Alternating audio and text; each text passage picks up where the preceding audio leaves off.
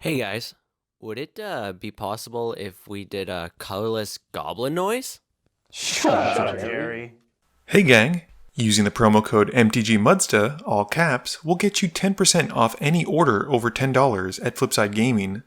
It'll also get you 10% off any orders of singles at Multizone. And it'll get you 10% off most products at Original Magic Art, with the exceptions of some paintings. If these fine sites don't have what you're looking for, you can also consider using my affiliate link when ordering from TCG Player. And if you'd like to join the generic Goblin Gang to support this channel, there's a link to my Patreon in the description below. Hey gang, and welcome back. I hope today finds you healthy and safe, and today's game was filmed at Wizard's Tower. First up, we have Cam playing his Omnath deck, keeping a Myriad Landscape, Purphoros, Rampaging Baloth, Forest, 2 Mountains, and a Creeping Renaissance. New to the channel is Jordan playing his Nazahn deck, keeping a Stirring Wildwood, Stoneforge Mystic, 2 Forests, Rishkar's Expertise, Skullclamp, and Windswept Heath. Evan is back with his Lord Windgrace deck, keeping Traverse the Ulvenwald, 2 Forests, Blighted Woodland, Dark Depths, Kadama's Reach, and the Gitrog Monster. Connor has brought out his Tasigur deck, keeping a Morphic Pool, an Island, Dimir Signet, Reality Shift, Laboratory Maniac, Life from the Loam, and Long-Term Plans. Connor wins the die roll and starts us off. Connor plays an untapped Morphic Pool, passing. Jordan plays a Forest and pays 1 for his Skullclamp. Cam plays a tapped Myriad Landscape, passing. Evan plays a Forest. Connor plays an Island and pays 2 for Dimir Signet. Jordan plays a Windswept Heath, sacrificing it and searching for a shock land. He shortcuts to play a Selesnya Signet, taking 3 life loss so that the Temple Garden he finds will come in untapped. Cam plays a tapped Valakut. Evan plays a Forest and passes. Connor's in a bit of a bind, and we see a main phase of Forbidden Alchemy to dig for a land. He keeps 1 of the card and puts the rest into his graveyard, passing. Jordan plays a tapped Stirring Wildwood and makes 3 mana for Sol Ring. With 2 floating green left over, he taps the Sol Ring to cast Thrun the Last Troll and passes. Cam plays a Mountain and doesn't want to waste time activating his Myriad Landscape to go and find 2 Forests as he passes to Evan. Evan plays a Swamp and casts Kadama's Reach. He goes to his library to find a basic for the field and a basic for his hand, and he passes to Connor. Connor draws, and has to discard at the end of turn, pitching a Life from the Loam as he passes. Jordan plays a Forest and puts the Clamp onto Thrun. He casts Rishkar's Expertise, which Connor is quick to counter with a Stubborn Denial, forcing Jordan to pay 1 extra for the spell or it'll be countered. He can't, and Jordan says goodbye to his draw spell. Moving to combat, Jordan hits Connor with Thrun to the surprise of no one and passes. Cam casts Purphoros in his main phase and plays a Forest. He then passes. Evan plays a Zalfin Void and scries 1, bottoming it. We then see the Gitrog Monster hitting the field. At the end of turn, Connor uses Reality Shift to exile the Frog in exchange for Evan manifesting his top card. Evan takes a look at that top card, and we then move to Connor's turn. Connor draws and is just stuck on lands. He casts Impulse looking at his top 4 and keeps 1 of them and bottoms the rest in a random order. He finds and plays a Dreadship Reef and then delves away most of his graveyard to cast Tasigur in his main phase. Jordan draws and plays a Plains. He pays 6 to cast Nazahn, who enters and goes to find him an artifact equipment. He grabs Hammer of Nazahn, which he's then able to put out for free. It enters and attaches itself onto Thrun. Jordan then stays on the offensive, swinging Thrun at Cam for 7. Cam pays 5 for his Zendikar's Royal and plays a Mountain, which pleases Cam as he's able to do 2 damage with Purphoros, having seen the Elemental enter. Evan casts Lord Windgrace in his main phase and upticks his Planeswalker, discarding a land and drawing 2. He then plays a Dust Bowl and then casts Satyr Wayfinder. He looks at his top cards as it enters, and keeps an Urborg for his hand before passing to Connor. Connor draws and has to pass. Jordan plays a Stoneforge Mystic in his main phase and tutors for another equipment card. He reveals a Sword of Feast and Famine, putting it to hand. He then plays a Selesnya Sanctuary, which comes in tapped and bounces a land back to his hand. He goes to combat, swinging both creatures at Lord Windgrace. Because of Nazahn, since Jordan is swinging with an equipped creature, he's able to tap down Evan's Wayfinder. Evan then blocks Thrun with the Manifest creature, and Windgrace takes the hit from Nazahn. With the Manifest creature dying, we see it was Mina and Den for Evan. Cam casts Tempt with Discovery in his main phase, hoping to capitalize on Connor's bad fortune. Evan surprisingly also takes him up on the offer as well, but I guess he's a land-based deck, so that kinda makes some sense.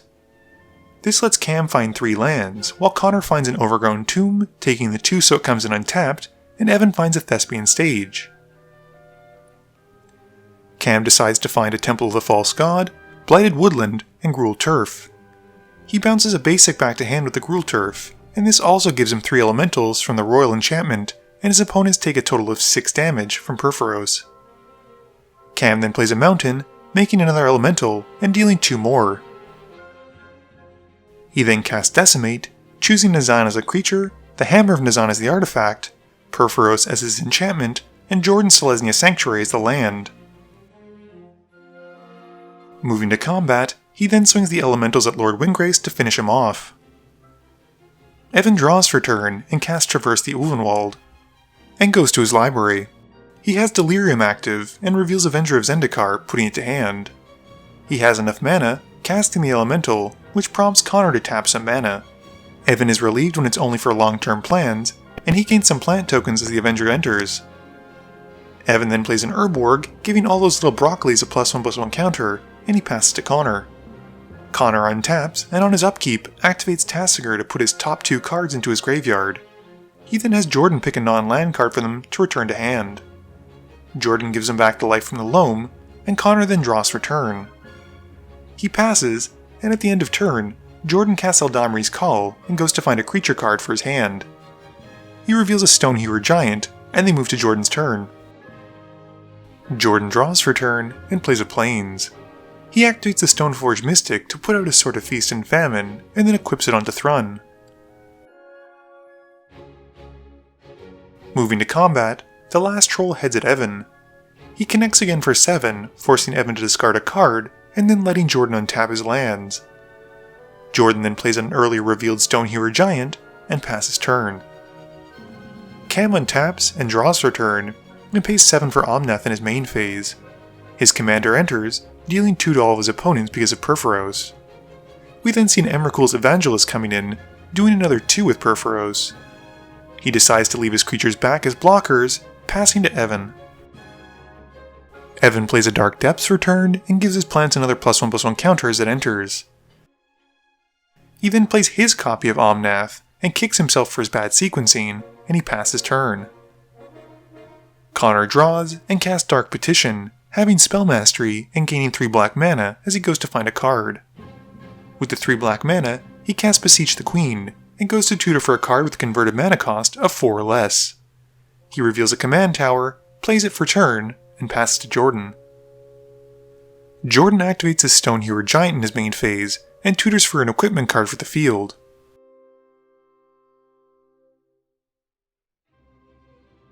He puts a Batterskull onto the field and attaches it to Thrun. Cam makes it clear that if Jordan swings at him, he's going to blow up his equipment, and Jordan decides to swing Thrun at Evan.